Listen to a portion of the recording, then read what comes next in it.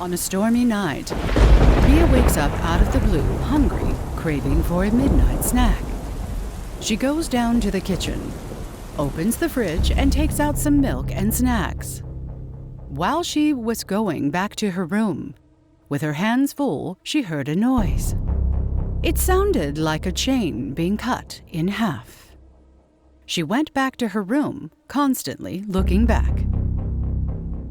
While she was walking, the hallway seemed to have gotten bigger and bigger, and her room door seemed to have gotten farther and farther away. Bea started to become breathless, as it seemed like she was running for hours. Not knowing what had happened, but yet very suspicious, she entered her room, sat on her desk, and started to drink her milk, pretending that nothing had happened. When her spirit was revived again, the lights began flickering suddenly, 3 times. The first time Bea ignored it, thinking to herself, It's probably just because of the storm. She proceeded to ignore and kept doing what she was doing. The second time, the lights flicked harder. Suspicious, Bea stared at the ceiling, waiting for the next light tremor. Eventually, she got bored and went on with her life. The last light tremor became more aggressive, and a light bolt exploded. She waited patiently for the light to turn back on.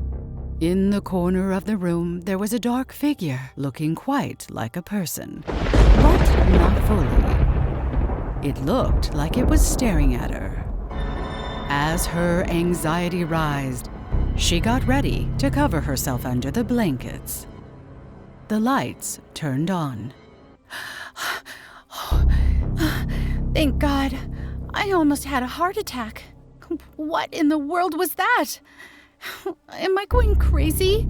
No, that must be all inside my head, for sure. She covered herself top to bottom, since the blankets made her feel safe from whatever that was. 10 minutes later, when she was almost falling asleep, she heard a distorted voice calling for her. Bea! She immediately said to herself, It's all in your mind. It's all in your mind. It's all in your mind. The voice called for her again. Bea! She tried not to give in, but her curiosity took the best of her, and she uncovered herself. The voice seemed to be coming from downstairs. As she got up, the lights went down again. That time, she grabbed her phone and turned on the flashlight and walked slowly down the hallway. Constantly, she looked back to make sure that they weren't getting any bigger nor darker as they did last time. She went down to the living room and heard the voice again, getting closer and closer. She pointed her flashlight toward the TV. Next to it, there was the dark figure staring at her. She grabbed the thing closest to her to defend herself. Oh, great! An umbrella! As she was about to point the flashlight toward the TV again, the dark figure disappeared. Bea looked around to find out where it went. As she was about to give up her search, she suddenly became cold and started to shiver.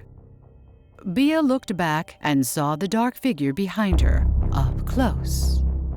It turned out this mysterious being had glowy white eyes. Bea screamed and started running. The dark figure threw a sharpened thing at her, and it hit her leg. Somehow, she continued to run with her leg bleeding. She decided to go up to her parents' room and to wake them up.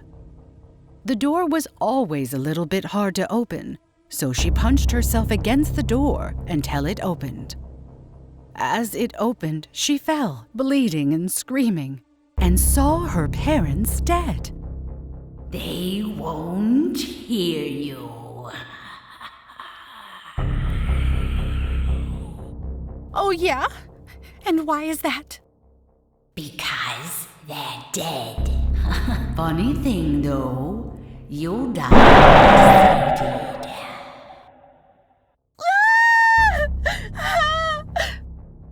The dark figure pulled her hair and threw her across the room.